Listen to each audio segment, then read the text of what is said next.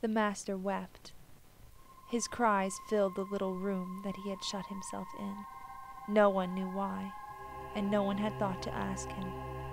All they knew, and all they needed to know, was that he was in pain.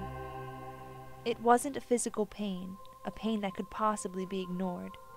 No, this pain transcended all physical and emotional pain that one could endure.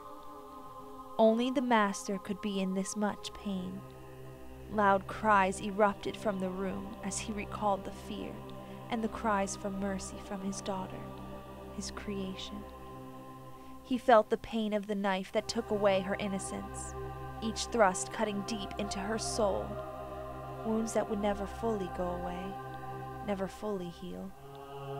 He had tried calling out to the man with the knife. "Stop!" he cried. "Stop! You're hurting her! You're hurting my daughter!" Despite his cries, his creation still inflicted harm on his daughter, his precious daughter. He could have stopped it. He had the power to, and he almost did. But it was the recollection of the power of free will that held his hand. If he had given his creation the freedom to obey him, he had to give them the freedom to disobey him. If they had the freedom to love, they also had the freedom to hate. Slowly, the door opened as a man walked in with a small boy at his side. The boy seemed to be in a daze, as if he did not know where he was. His arms were streaked at the joints, as if someone had ripped him apart. Tears dotted his face, his eyes red from crying. The man stood there, in silent respect, not sure if he should interrupt the master or not. He stood there, waiting for the precise moment to get the attention of the master. Before he had time to speak, the master looked up at the man. He seemed to stop mourning for a minute, only to be met with a fresh cry. Slowly he maneuvered himself to the fire, where he took the ash from the fire pit and threw it upon his head. "My daughter!" he wailed. "Look what they've done! Look what lies they have told you! Oh, my daughter! My son! My daughter! My daughter! What pain you are in! My son, what life you might have lived!" After a time, the master stood and wiped the tears from his face. Slowly he made his way over to a nearby table, where he poured a glass of water. Making his way to the boy, he slightly dabbed a little water on the wounds upon his arms, washing the wounds away. "I'm so sorry," he said to the boy. "I wanted you to live." "I am alive," assured the boy. "Yes," the master said, letting go of the boy. "I suppose you are. But I wanted you to live in my world before you came to live with me." "Can I still go live there?" the boy asked. "I wish you could, John." the master cried. "I wish you could go back. But everyone can only live once." There was silence. The boy did not know how to respond. This was all very new to him. His young mind could not fully grasp what the master had said. The master remained silent for a completely different reason. John was his creation that was never accepted. He was an outcast, unwanted, and now he had become part of the unexpected. He would never walk in the world that the master had created. He would just be a spectator on a cosmic production of life that he could not participate in. The sounds, smells, and experience would always be foreign to John, as something he would never understand. He would try, but he would never understand, because it would be something he would never experience.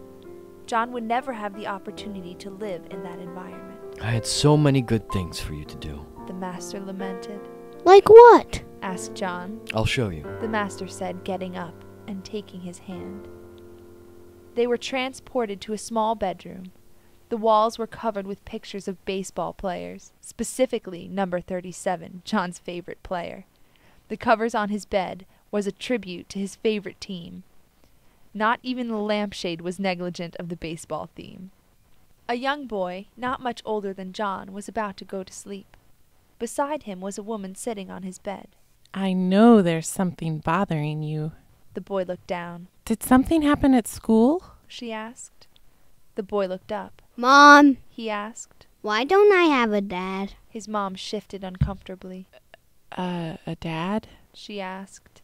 "Yeah." the boy said. I'm the only one in my class without a dad. Oh, it was Daddy's day at school, wasn't it? She said. He nodded. Well, John, She gulped.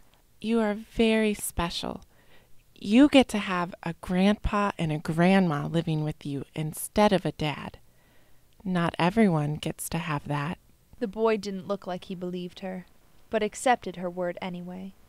He slid beneath the covers as she covered him up with the comforter. Good night, sweet pea. She said, placing a kiss on his cheek. Good night, Mom. She left the room, closing the door behind her.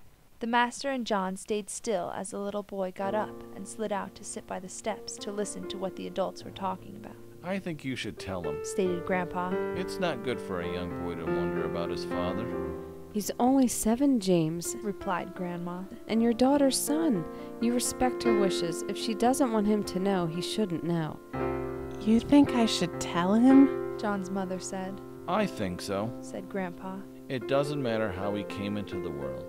Do you love him? More than anything. She said. Then it shouldn't matter if he knows about the rape or not. Grandpa said. The most important thing for him is that he knows you love him with all your heart.